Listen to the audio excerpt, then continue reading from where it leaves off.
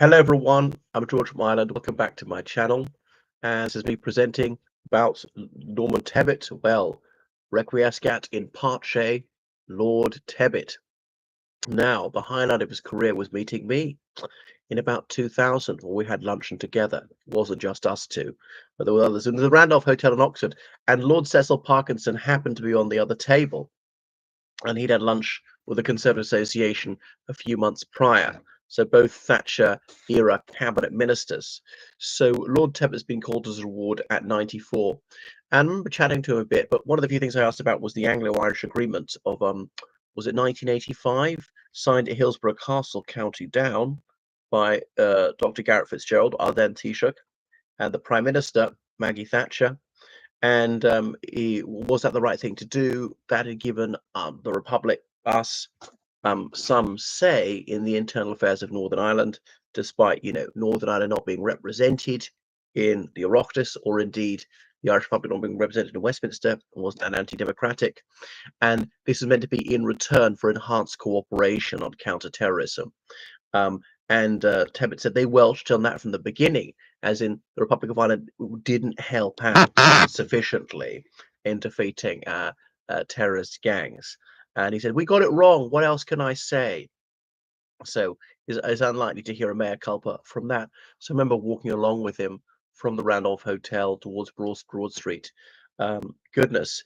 And then him giving us a speech, and he was delighted about whatever sort of scandal it was in the Labour Party at the time. So believes in free markets, but not relation to drugs and sex like that. So he's sort of the last Victorian um, Lord Norman Tebbit, come from a working class family. I read his autobiography when I was an undergraduate. Upwardly mobile, how his father had volunteered in the First World War. And famously, Lord Tebbit addressed the Tory party conference about 1982 and his employment secretary, and unemployment kept going up. So a disastrous employment secretary in that regard. And and there were a lot of far left people who were rioting, saying, "I grew up in the 1930s with an unemployed father. My father didn't riot. He got on his bike and he looked for work," and it got a lot of applause from others. So, and he didn't stop looking till he found work. And "on your bike" became a phrase of the 80s, and I didn't know where it came from when I was little. It was an allusion to what's his name, to Lord Tebbit, what he was saying, that people shouldn't moan about their problems, they should solve them. And that's a mantra of mine as well, that you feel a lot better when you're improving your situation, not lamenting it.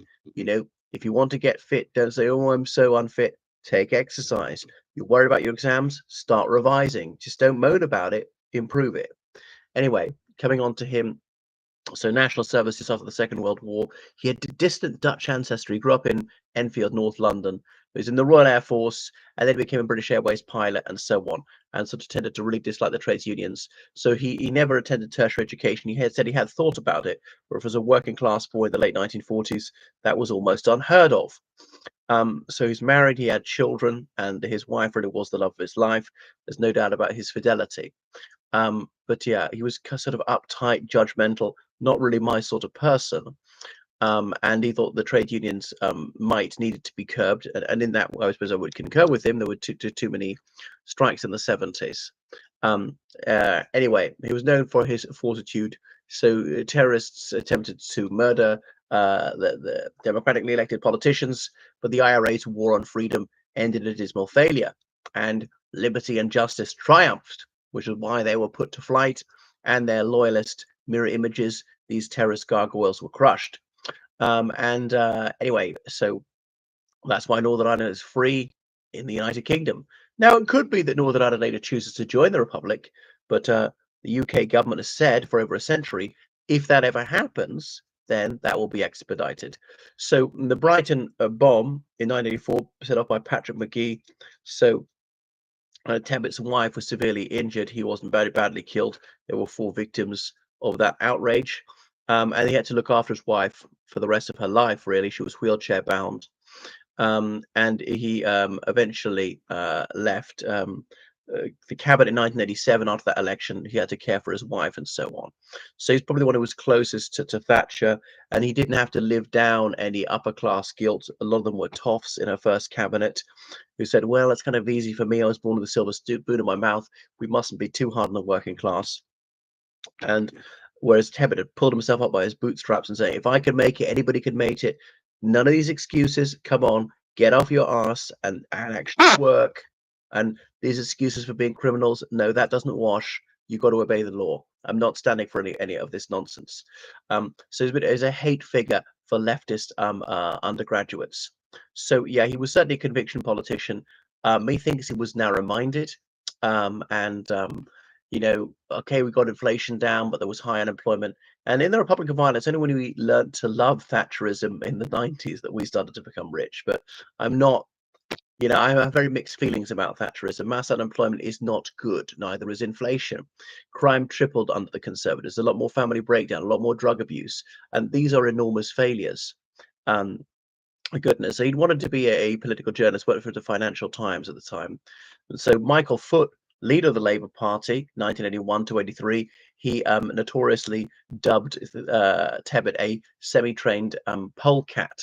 And Spitting Image was this send up of politics, this puppet show. And the marionette who portrayed Tebbit was this guy who sort of a skinhead who wore a black leather jacket and had a bludgeon, was all threatening people. So Tebbit, he reveled in that hard man image. Goodness. And in 1990, he said he objected the way that Britons of Asiatic extraction, they tended to support the old country rather than England and Wales in cricket, as in British Indians often cheering for India, British Sri Lankans often supporting Sri Lanka, and so forth. Now, I don't agree with them on this one because, of course, the United Kingdom doesn't have a cricket team. There's one for Scotland. There's one for Ireland, the whole of Ireland, Northern Ireland and the Republic. There's one for England and Wales. So there is 101 for the UK, and so on. So he's chairman of the Conservative Party, and that's it. He lived on in Bury St Edmunds. I was there a few months ago, where I was just reading about him, and he was often appearing in the media. He was rather anti-gay. He disliked when Tory MPs came out with gay, saying, "Don't bore us with your sexual problems." He didn't want same-sex marriage, called it sodomite marriage, which is obviously a pejorative term. But he was a man of his era, so he grew up in the 30s and 40s when homosexuality was criminalized. He thought to be, the very best, risible, often said to be unhygienic, unhealthy, disgraceful, immoral, evil, and so on. So he just couldn't get beyond that mindset. So he was a bigoted man in some regards. I don't think he was racialist, at least. So he leaves a rather mixed record and was often on the media. He suggested the security services were trying to scupper the Tory party in the William Hague era, as though that needed to be done, and were doing very badly under William Hague. What else? He was a hardline Eurosceptic. He'd helped support John Major to become prime minister. He didn't stand himself in 1990, something he came to regret. But he disliked the European Union, with the European Economic Community until 1993. That was acceptable. But he never actually backed Reform UK on the Brexit Party, though he did vote leave in 2016. That is Norman Tebbit, died at the age of 94. They don't make him like that anymore, and in some ways that's a good thing.